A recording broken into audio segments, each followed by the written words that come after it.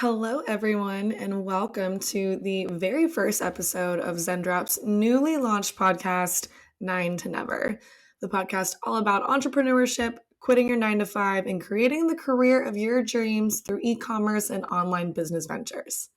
My name is Kennedy Meek, and I am the Chief Marketing Officer here at Zendrop and also the host of Nine to Never. Today's guest is obviously incredibly special because none of us would be here if it weren't for him, and that is Jared Goetz, the founder of Zendrop. Today on this episode of the podcast, we are discussing all things entrepreneurship, how he got into dropshipping in his entire career thus far up until now, as well as ways to get in the right entrepreneurial mindset, self-care, combating negative self-talk, and ways to improve your career overall. I had such a great time sitting down and talking with Jared in a way more candid way than I normally do. So if you're ready to start listening to Jared's incredible story and gain some awesome insight about dropshipping from him, keep on listening.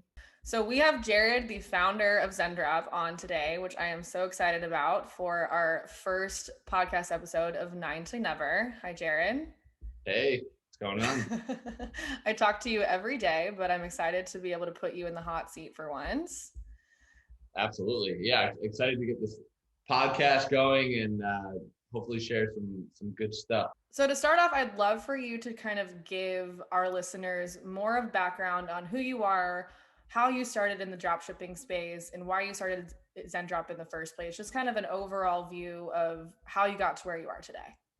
Yeah, I guess where I'm at today is it's all relative, right? Like I'm nowhere near where I want to be, but I've accomplished some stuff that a lot of people listening may want to accomplish.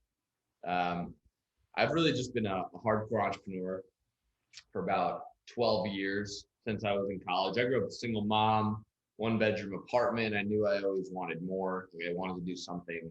But my reality was like, you had to, go to college, you had to get a job and like you could make $100,000. That's like the most you could do. That was like my reality.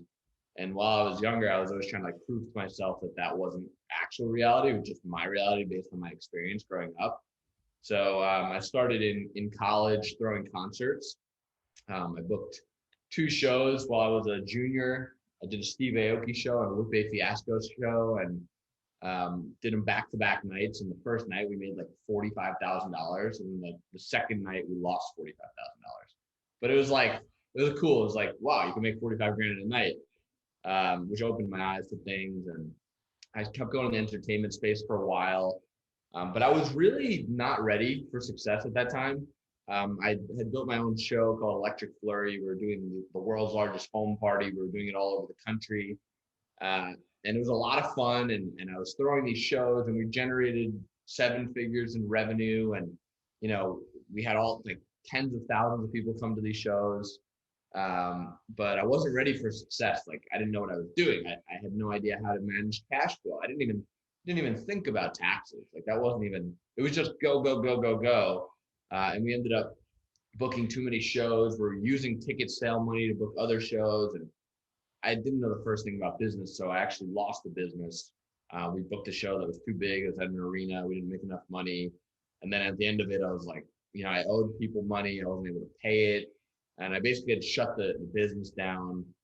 And I moved back with my mom when I was like 23. And it was tough because I had built up this persona, like, I know what I'm doing now. I proved it to myself. And then I'm like moved back into my mom's apartment. And from there, I didn't know what to do. I was at a low point. I was like, I got to get into like running or meditation or something to just make me happy. And the universe threw its next pitch at me. A company called Yik Yak reached out, really popular social media app that I'm sure a lot of people have heard of. And they had just raised $10 million. And I was like, what do you mean you just raised? I didn't know anything about the startup world. And they're like, we want to sponsor your shows. And I was like, I actually don't have any shows to sponsor, but like, here's what you should do with your money. And that led to me going out to Atlanta and, sitting down with the team and explaining to them how I think they should market the app. And then I joined Yik Yak as one of the founding employees, worked there for about 2 years, helped grow them to about 10 million users per month. And it was a really great experience. And while I was there, this is kind of how I segued into e-commerce. I had started developing a reputation for being good at marketing after throwing the shows, after helping Yik Yak grow. And a friend of mine was in China, and he called me frantically. He's like, Jared, I found the coolest product ever. I want to know what your opinion on it is. I was like, all right, like, what is it? And he's like, I can't tell you what it is because you're not going to believe your eyes. And I'm going to send you one. So I'm like, all right. And I was with Yik Yak still. I was actually living at spring break at Lake Havasu in Arizona. And I'm like, here, I'm staying at this hotel. Here's my room. And he sends me this thing from China, and it arrives in a week. There's this big box. Well, what the hell is this thing? So I open it up, and it was a hoverboard. But it was before anyone had ever seen hoverboards. So I'm like, what is this thing? It looked like an alien device. And I plug it in, and I step on it, and it works. And everyone's in the room like, oh my God, like, what is the thing? Because nobody had ever seen one before. And I'm riding it around, and everyone's like, where did you buy that? How much is it? And then the light bulb went off. I'm like, I could probably sell a shitload of these. So that's when I built my first e-commerce store. I went to Starbucks. I went on Shopify. I took photos of this thing. I made my first website ever. And I just started handing out business cards every time somebody wanted one. And I found a supplier in China that could ship it to them, each sale I made. And I was getting them for like $300 a piece, shipped, and I was selling them for $1,500. So I was making over $1,000 in each sale. And it was enough for me to quit my job. I mean, I built it up to, we did over $250,000 in sales our first month. I quit my job, I went to China, started finding other viral products. So it was like, this is something. And then I discovered dropshipping about 2 years later, and it was another light bulb went off. It was like, what was holding me back was inventory and dealing with China and waiting for products to come in. And I promise the story is going to be done shortly. I know I'm rambling on here. So I discovered dropshipping after being at a trade show for like 3 days. I was exhausted. I was talking to all these retailers, and I got really excited that you can sell products without holding inventory. So I built my first store the next day, and it grew from $0 to $2 million in its first 60 days. And then I got screwed over by a supplier. I basically was doing like 2,000 orders a day, $75,000 a day in revenue. And a supplier in China decided that they're going to just give me fake tracking numbers and not ship anything out and keep the money. And that was really where the beginning of Zendrop began. It was like, how can you trust? It was actually, listen, I think Overload is a really good company, but it was an Overload trusted supplier. And they ended up refunding me like half of what I lost. Like they refunded me like $280,000. But the guy in China, there was no recourse. I didn't know who he was. I didn't know, where to find him. Like, he disappeared, and I had 7,000 fake tracking numbers. So I had 7,000 customers that thought my store was a scam. I had to refund everyone. I had to shut that business down. But that was kind of my downfall. And then I got back into drop shipping, and, we created Zendrop, and I guess that's where we're at now. And here we are. And here we are. And here we are. Well, I want to go back to the very beginning of that story when you decided to enter into the entertainment industry while still in college. What was the driving force behind deciding to enter into these entrepreneurial endeavors while in college? Because most college kids, they're going to school for a degree, they might be fortunate enough to have parents paying for college, or maybe not, but their main focus is just getting through college. So what changed your mind from just focusing on your degree to also focusing on these external endeavors? Yeah, well, I would say that back then, it was kind of I thought I knew what I wanted. I just thought I wanted material things. Like, I wanted a nice car, a nice house. I just wanted to make money. And I actually barely got through college. Like, my first semester, and I'm not saying that this is how you should be by any means. I was an idiot in college. I wasn't going to class. I was smoking a lot of weed. I was playing video games. And then, I just decided I want to make money, and I had an opportunity. It wasn't like I was like, I want to start throwing concerts. Actually, what happened was there was this kid who I grew up the town over from, and he was like 3 years older than me. And he had built this really big concert promotion company. And he was flying on private jets with Avicii and Tiesto and throwing all these big shows. And I actually did a favor for his sister like 2 years prior. So when I was in high school, I was also an idiot, and I used to rent these houses in the Hamptons for like a month at a time, and I would spend like 15 grand for the month. And I had a partner, and and we would rent them out to prom parties each weekend for like $15,000 a weekend. So we'd make like 40 or 50 grand in the summer renting these houses. Long story short, it was a stupid business venture, but I did a favor for this guy's sister who couldn't get a prom house. And we gave them our house last minute. So he was like, hey, to repay you guys, I have 2 concert tours coming through Albany. And I was in Albany, I was in a fraternity there. And he's like, yeah, we're doing a Steve Aoki tour and we're doing a Lupe Fiasco tour. If you guys want to be partners on it, you have the opportunity to. You just have to come up with half the money.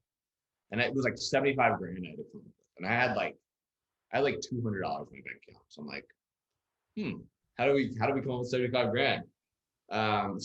So yeah, we just made it happen. We just went around to like all the kids in our fraternity. We were raising money from everyone, 2 grand from this guy, 5 grand from this guy.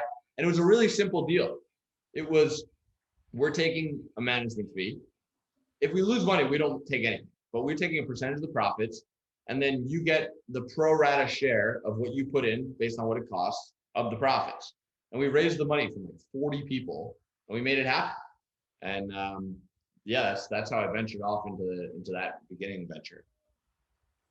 So when you decided to start this venture in college, was there a long-term plan, or were you more so in the mindset of, I want material things, I want money, I want to just be successful in the interim?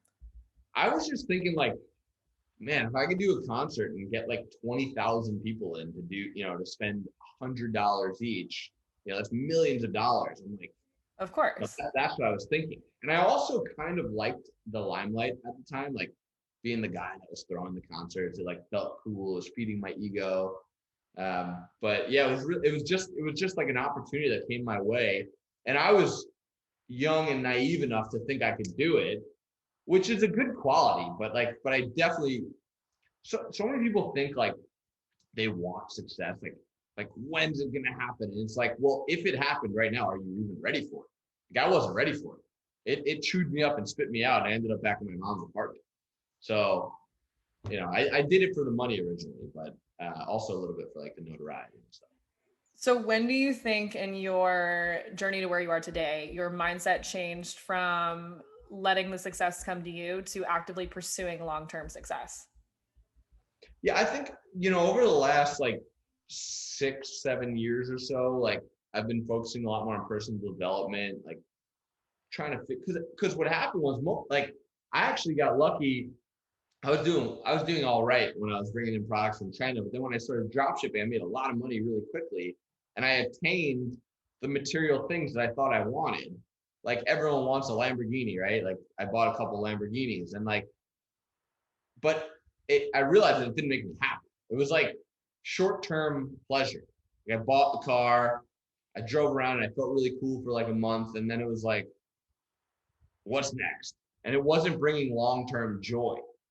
So, but most people think they want this stuff, but they don't actually even attain it, and they chase it their whole lives. I got lucky to attain it early on and realize it's not what brings happiness. So I started, exploring more about fitness, health, meditation. I was at a 7-day, Joe Dispenza meditation retreat recently. I've been to all the, Tony Robbins events, things like that. I'm trying to prove to myself what it is that brings actual long-term joy. And now I really just have a vision that's like, I want to create a company that actually adds value to the world and generate enough money that I could do more good stuff, and then eventually show people that the way to happiness is not by attaining the material things, but I have to prove it to myself first.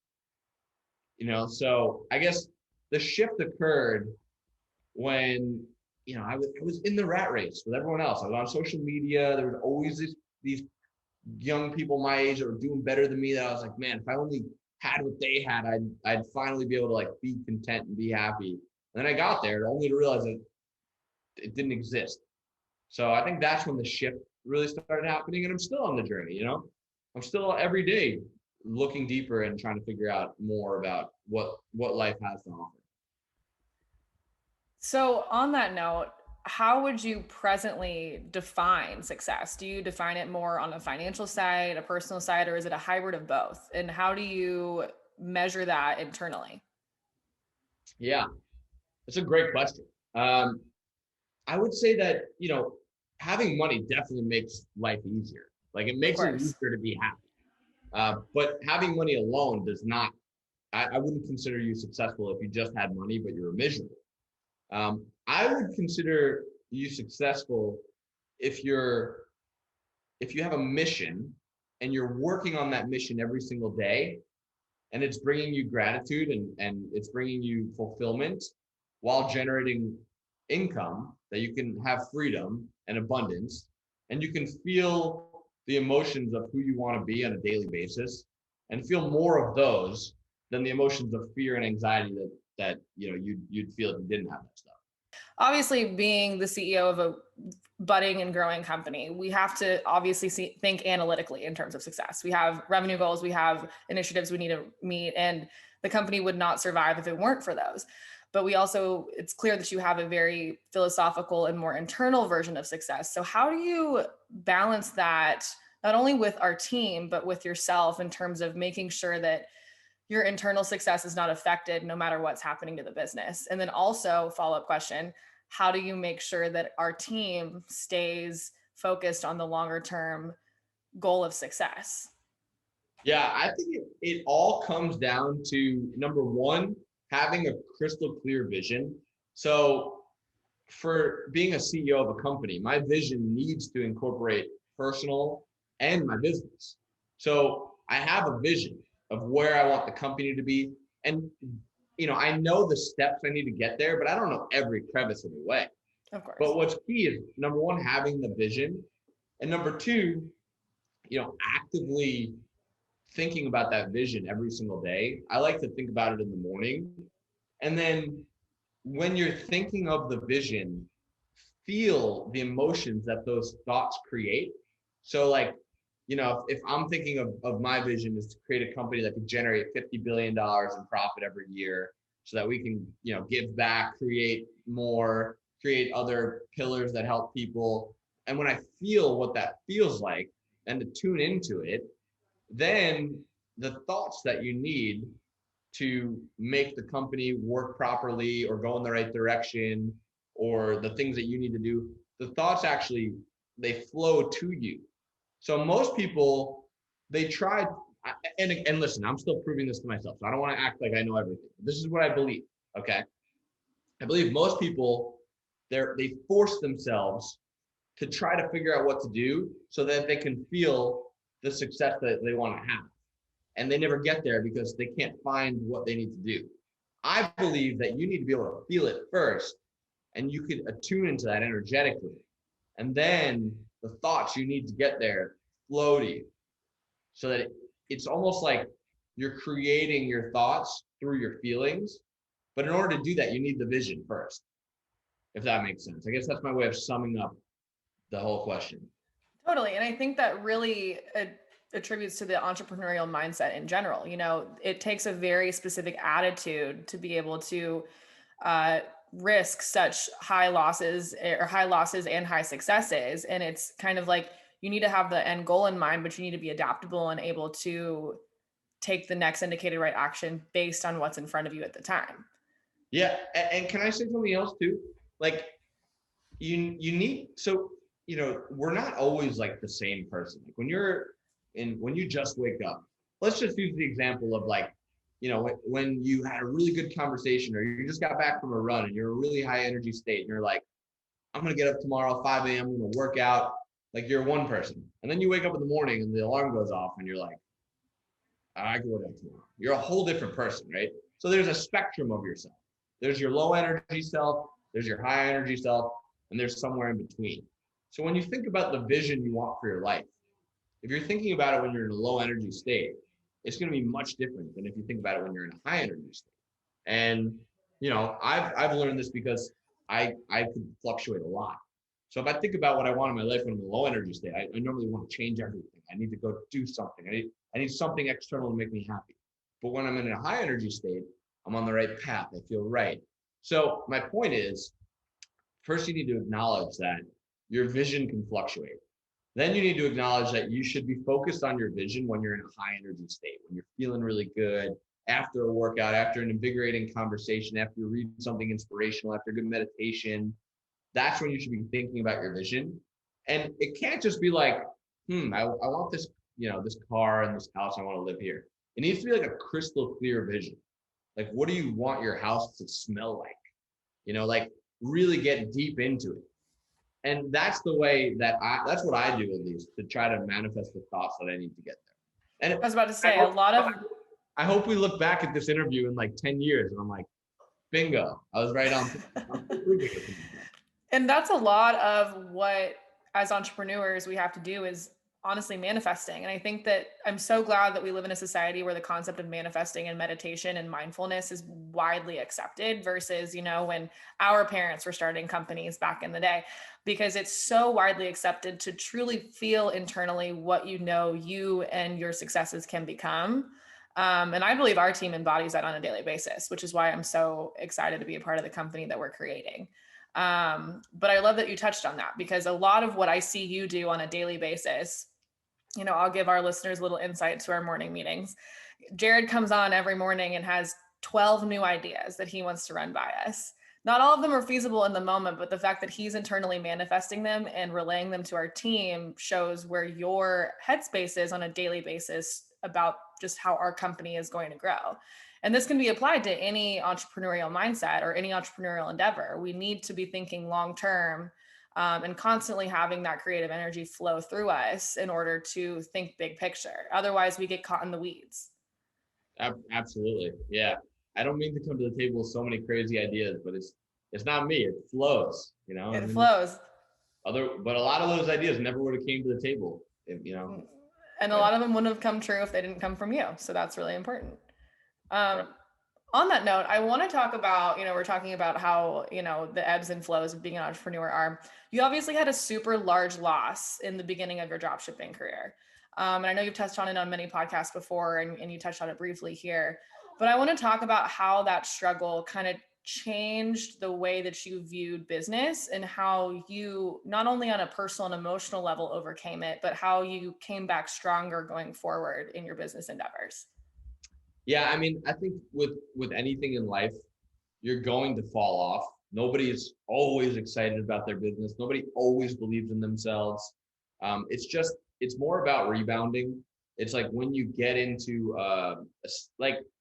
again, we have very diverse energies and personalities. Like you could think about your business one day and feel amazing about it and like see everything. And then the next day you could be like, oh, I'm such an idiot. None of this is going to work. And it's not just you. It's me. It's anyone that's had success. They'll tell you that, or else they're lying. But the key, again, is when you're thinking about your future, you have to define what it is when you're in a high energy state. And if those doubts come up when you're in a low energy state, look them in the face and acknowledge them and argue with yourself about why that's not true, so that you don't just let them into your psyche. You don't just let them into your world. It's like, if I have like a thought that, like a ridiculous thought, like, I don't know, like the company's going to fail in 2 months. I'm not just going to let that live in my brain. I'm going to look at it. I'm going to say, like, why do I think that? And then I'm going to combat it with why that's not going to happen. So next time it comes into my head, it's like, get out of here, stupid thought. Like it's useless stuff. It sounds crazy, but it's I think a lot of people can relate to that. So I think the key is not to never feel negatively or always be positive or never like get yourself down. The key is rebounding and knowing how to rebound and rebounding quickly. It's like you're always going to fall off. If you're on a workout routine, you're going to have an off day. But does that mean that you should, oh, well, I had an off day today, I might as well eat this cake tonight? Well, I ate the cake, I might as well like go to Denny's for breakfast. I went to Denny's for breakfast, I might as well not work out again. Or should you just, oh, I had an off day, let me get right back on it? Because we're all going to fall off in different areas of life. It's just a matter of how quickly can you get back on. Yeah, I like that. I like the fact that you're touching on we need to prepare ourselves for imminent personal failure. And I use failure really aggressively. I don't think missing one workout doesn't make you a failure. You know, making one mistake in your career doesn't make you a failure, clearly, as your experience entails. But we need to create a game plan for when we are in our low state, whether that's on a daily basis, because as you said, we all have low states on a daily basis. Our serotonin levels change from night to morning and morning to night every single day. And on a larger scale, our energies behind what we do on a daily basis will change as well. So when we're in those high energy states, we need to develop these, what I like to call emotional antibodies, for when we aren't in our lower states. If we have a game plan, if we have a literal roadmap to getting us out of the places where, you know, failure comes from manifesting failure. And when we're in those lower states, we're literally manifesting failure. So I like that you touched on that. And a lot of times it's out of our control. Like we live at a time right now where there's more stimuli and information coming at us from every angle than ever before. And there's going to be more tomorrow than there was today as technology evolves. Like you could wake up and see something on Instagram that sets you off in a bad mood and like starts a negative thought pattern. Or you can, you know, wake up and now you have on average 15 communications already. Whereas 20 years ago, you wouldn't have had any communications yet. And it could be positive, but most of the time it's not. So it's like you have less control. You have to do more proactively to protect yourself from those outside, you know, those external negative stimuli by formulating a routine, like knowing not to look at your phone first thing in the morning. And it's really easy to just react and continue to use the same old patterns that you've been using. But if you don't, like I literally about a week ago, I've been doing the same morning routine for like a year now, but I wrote it out and I timed it all because there was like a part of my head that was like, I don't really know what time I'm done with it. So I wrote it all out and I made sure I do every part of it. And it was like, it puts a protective layer over my life. Like if I'm not doing that, I'm open. You can come at me with negative shit and like throw me totally off course. But if I start with that routine, and I get myself that good place before I start my day, like it's going to take a lot to throw me off. So I think just being proactive and protecting yourself on that front is another good one. Yeah, I agree. And on that note, I love that you're touching on your morning routine, because I think a large struggle for new entrepreneurs is the concept of a work-life balance, right? We throw our lives into the work that we're doing because it feels so good at first, because we're so fired up about it. And it's all we want to think about and talk about. And if we're talking about our negative states of consciousness, those are where we decide we might want to quit or we're having a hard time pushing forward. So how do you maintain that work-life balance to make sure that you're not burning out and you can still kind of reset and see the bigger picture? Not only that, how can you make sure that you're having fun in life? Because we don't work to live or live to work, Yeah, I guess. well, you just said it. I mean, I think the first thing is, you know, you have to be aware. You know, some people aren't even aware that like you need to have a balance. The other problem is like a lot of the people out there that a lot of these like younger entrepreneurs look up to, like Grant Cardone, Gary Vee, you know, a lot of these guys are like, you got to grind 18 hours a day and grind. And like, that's good for some people, but it's really not good for other people.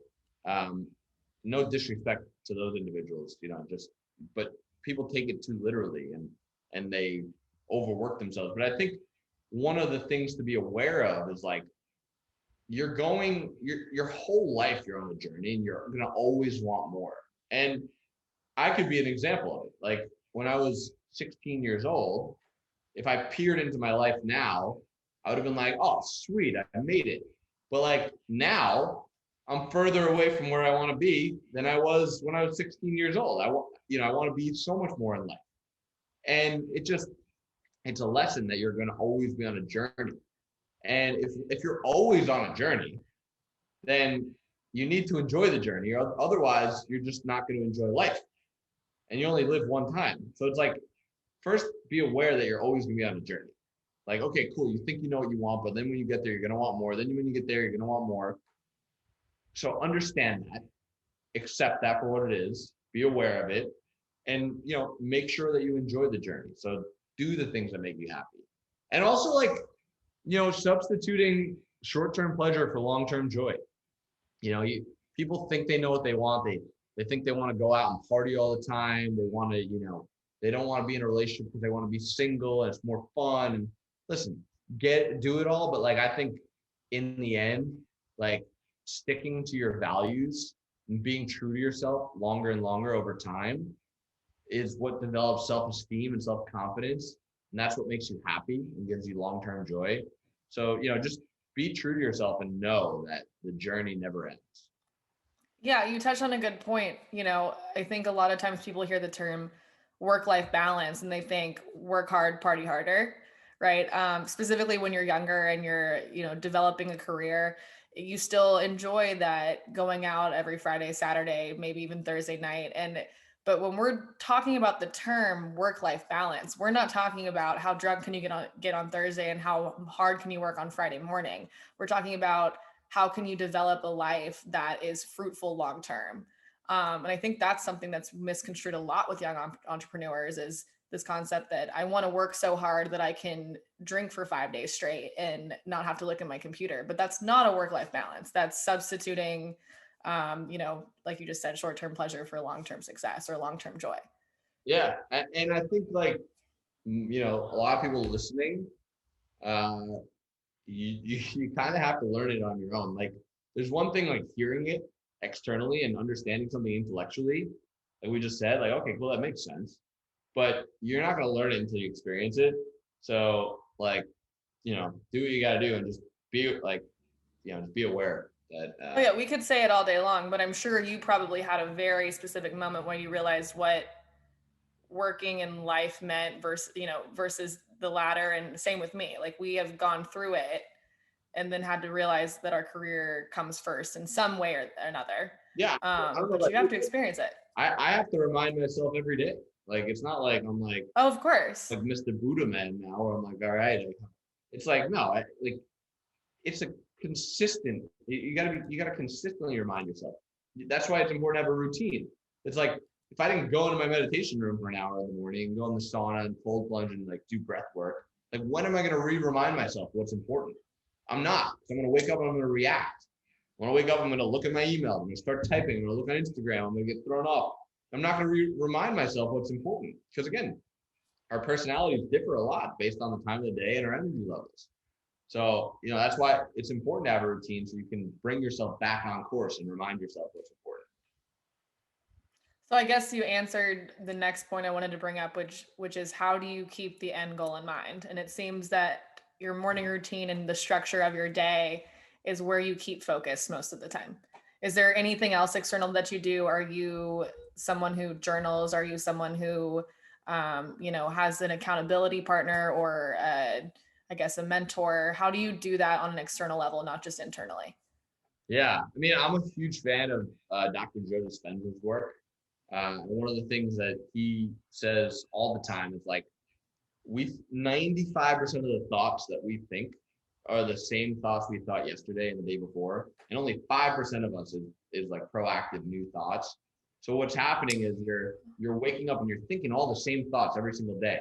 So you're conditioning your body to be habitually negative because most of those thoughts are negative. So if you can remind yourself of who your future self is going to be, before you remind yourself of all your problems in the morning, that's a really big key. So like journaling is a great tool for that. If you could wake up, like actually that's the first thing I do in the morning. So I wake up, make coffee, I sit down in my living room and I have a journal. It's that my future self is going to feel like this. My future self is going to do this. My 3 traits about my future self are this, this, and this. And it takes me about 5 minutes, but I'm not just sitting there writing. Like I'm taking a moment to feel what my future self is supposed to be like before I remind myself of all, because we have so much bullshit and baggage in our lives that it's really easy to just jump back in, and it's comfortable too, right? It's like it's like going back into that bad relationship. It's like, oh, it feels so comfortable in there, even though we know it's not good for us. So like you could easily wake up and dive right back into your financial problems and, oh, poor me, or right back into those things that you didn't finish yet.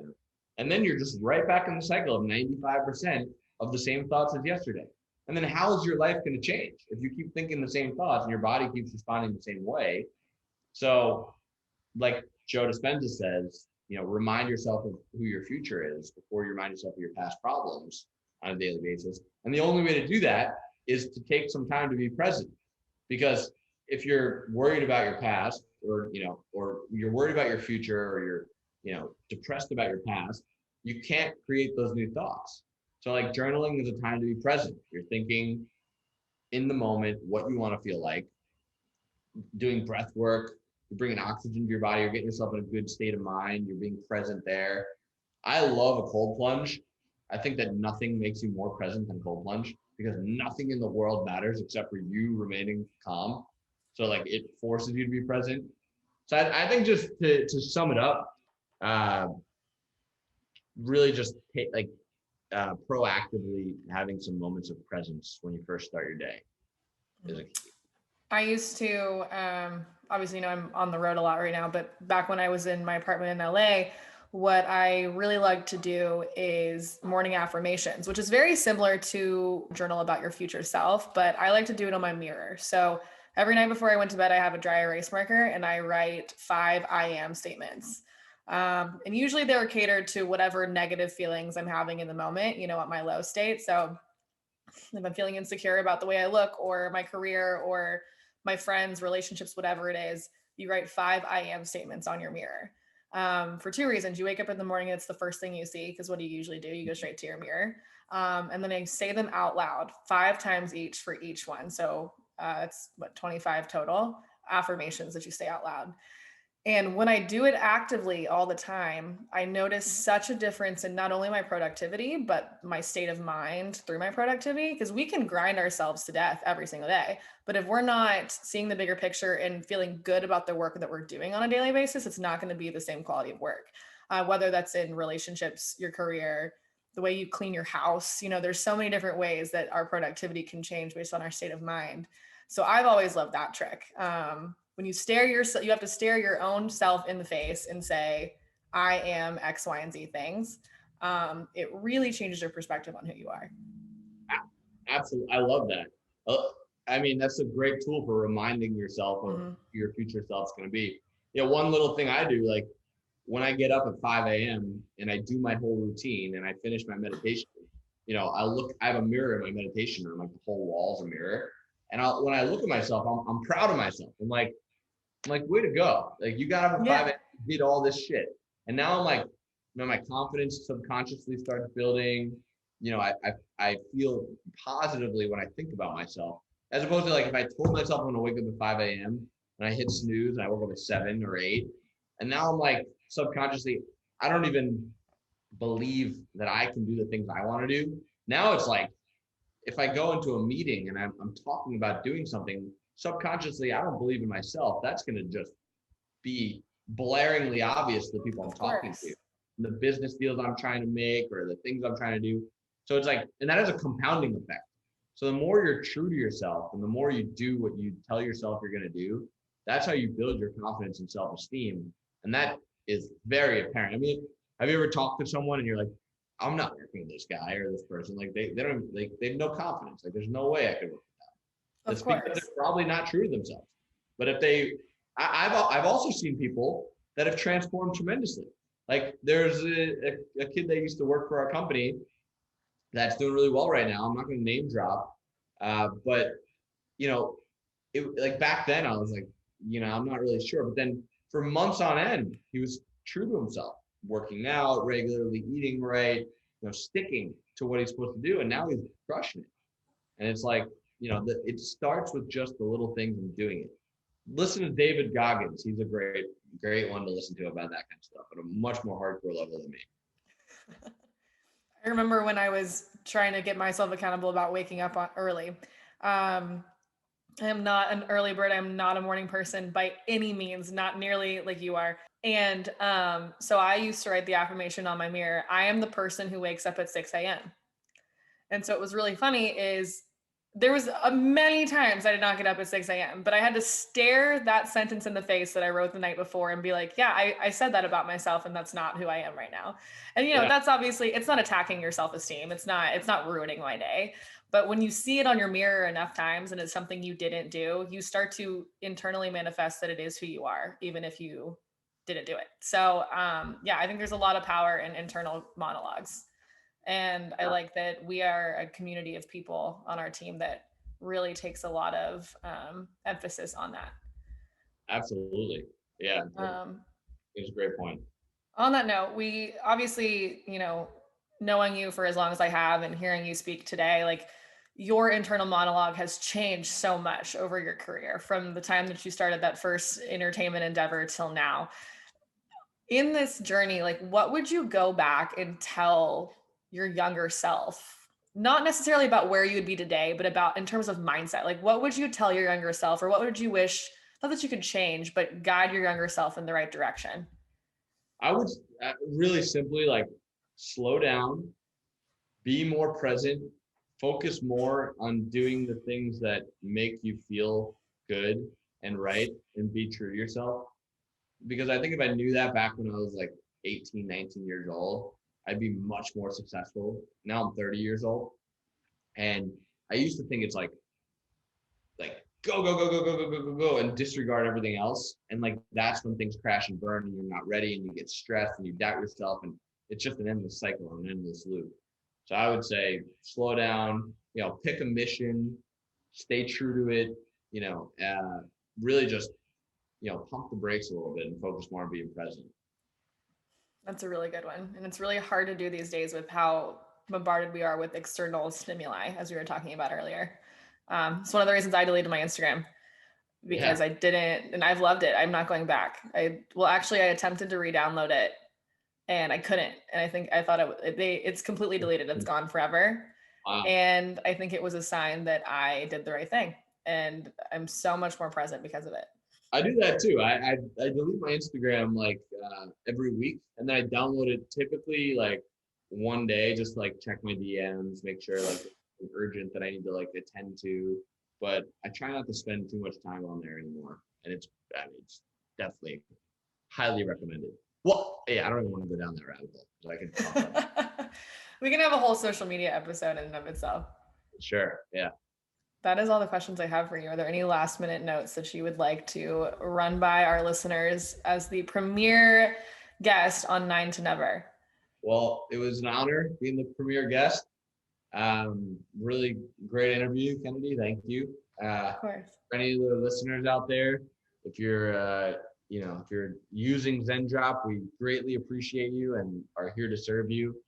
And if you're not, you're just listening, thank you anyway. And yeah, anything we can help with, anything we can do better, let us know. And I'm looking forward to watching this podcast blossom into something special. So Really excited to have you guys as a part of our community. And we can't wait to watch it grow. let's go. Until next time.